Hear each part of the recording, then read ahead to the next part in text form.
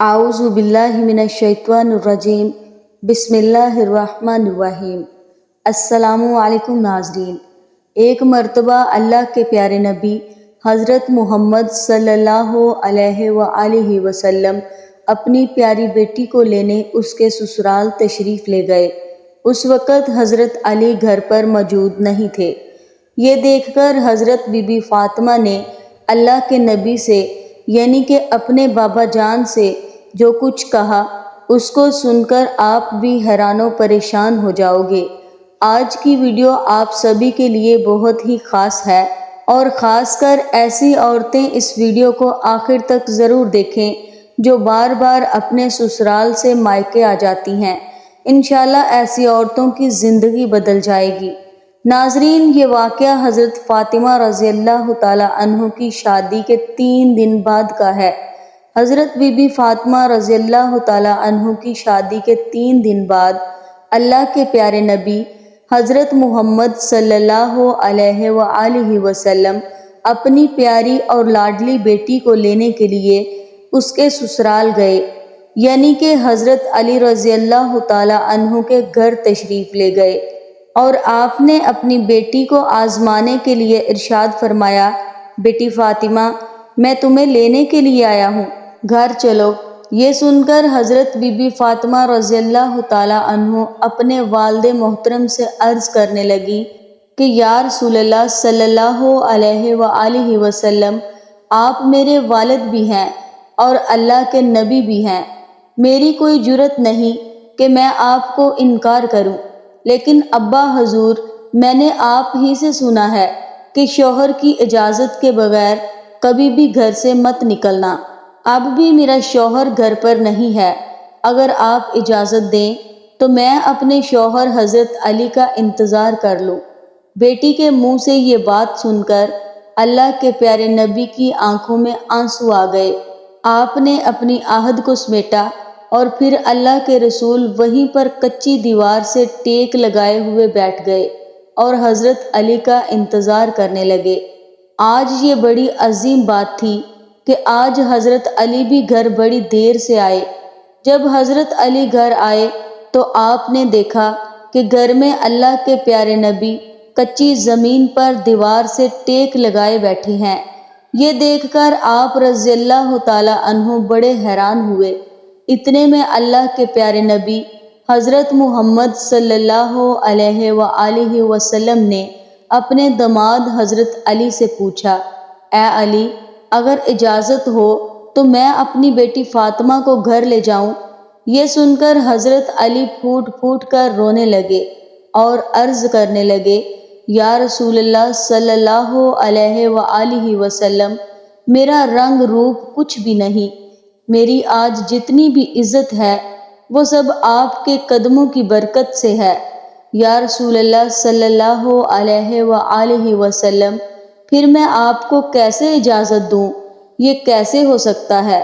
یہ سن کر اللہ کے پیارے نبی نے ارشاد فرمایا، اے علی، میں نے فاطمہ کو سکھایا ہے کہ بیٹی کبھی بھی اپنے شوہر کی اجازت کے بغیر گھر سے نہ نکلنا، ہمیشہ اپنے شوہر کی اطاعت کرنا۔ اسی لیے فاطمہ کہتی ہے کہ ابا جان، جب تک میں اپنے شوہر حضرت علی سے گھر جانے کی اجازت نہ لے لوں تب تک میں گھر نہیں جاؤں گی۔ یہ سن کر حضرت علی عرض کرنے لگے، یا رسول اللہ صلی اللہ علیہ وآلہ وسلم، آپ دعا کرنا، اللہ پاک فاطمہ کے ان اعمال کی برکت سے مجھے کل قیامت کے دن بھی کامیابی عطا فرمائے۔ ناظرین، اسی طرح سے اب آپ کو مدینہ شہر کا ایک اور واقعہ بتاتے ہیں جس کو سن کر آپ حیران ہو جائیں گے، اور خاص کر کے ایسی عورتیں جو اپنے شوہر کی اجازت کے بغیر گھر سے نکل جاتی ہیں اور بازاروں میں گھومتی پھرتی ہیں۔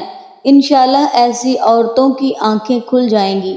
مدینہ شہر میں ایک مرتبہ ایک عورت کو اس کا شوہر پابند کر کے گیا کہ سنو، میں باہر جا رہا ہوں، میرے پیچھے سے گھر سے نہ نکلنا، یعنی کہ جب تک میں واپس نہ آ جاؤں تب تک گھر میں ہی رہنا، گھر سے باہر نہ نکلنا۔ دوستو، اس عورت کے گھر کے سامنے ہی اس کے باپ کا گھر تھا، یعنی کہ اس کا مائکہ تھا۔ جس میں اس کا بوڑھا باپ رہتا تھا۔ ایک دن اس کے باپ کے گھر سے پیغام آیا کہ تمہارا باپ بیمار ہے، آ کر اپنے باپ سے مل لو۔ جیسا کہ آپ سبھی کو معلوم ہے کہ بیٹی کو اپنے باپ سے کتنی محبت ہوتی ہے، اس کا کوئی پیمانہ نہیں کہ کوئی اس کو ماپ سکے، کوئی ایسا ترازو نہیں کہ اس کو کوئی تول سکے۔ لیکن یہاں پر جیسے ہی بیٹی کے پاس پیغام آیا کہ تمہارا باپ بیمار ہے، تو بیٹی کہنے لگی کہ میں نہیں جا سکتی ہوں، کیونکہ میرے شوہر مجھ کو پابند کر کے گئے ہیں، اور میرے شوہر نے مجھے اس لیے پابند کیا ہے کہ اللہ کے رسول نے مجھے پابند کیا ہے۔ آپ نے فرمایا کہ شوہر کی اجازت کے بغیر گھر سے باہر نہ نکلنا، اور مجھے اس وقت اس بات کی کوئی خبر نہیں ہے کہ میرے شوہر کس میدان میں جہاد کر رہے ہیں۔ جاؤ، پہلے اللہ کے رسول سے پوچھو کہ میرا باپ بیمار ہے، میں اپنے شوہر کی اجازت کے بغیر جاؤں یا نہ جاؤں۔ پھر اللہ کے نبی سے اس بارے میں سوال کیا گیا، تو آپ نے فرمایا کہ جا کر اس عورت سے کہہ دو کہ اگر شوہر کی اطاعت کرو گی تو اللہ تمہیں بہتر جزا عطا فرمائے گا۔ خیر 2 دنوں کے بعد پھر سے خبر آئی، تمہارا باپ بہت زیادہ بیمار ہو گیا ہے، آ کر اپنے باپ سے مل لو۔ عورت نے پھر اللہ کے نبی سے پتہ کیا، تو آپ نے فرمایا کہ جا کر اس عورت سے کہہ دو کہ اگر اپنے شوہر کی اطاعت کرو گی تو اللہ تعالیٰ تمہیں بہتر جزا عطا فرمائے گا۔ ناظرین، اس کے بعد 4 دن گزرے کہ خبر آئی کہ تمہارے باپ کا انتقال ہو گیا ہے، آ کر اپنے باپ کی آخری صورت کا دیدار کر لو۔ اب یہاں پر آپ سوچئے کہ چاہے کوئی بیٹی اپنے باپ سے کتنی بھی دور کیوں نہ ہو، چاہے وہ دنیا کے کسی بھی کونے میں موجود کیوں نہ ہو، لیکن اس طرح سے آ کر اس کے باپ کا انتقال ہو جائے تو وہ کہنے لگتی ہے کہ چاہے میرے زیور بیچ دو، چاہے کچھ بھی ہو جائے، مگر مجھے میرے باپ کے پاس لے جاؤ، مجھے ان کا آخری دیدار کرنا ہے۔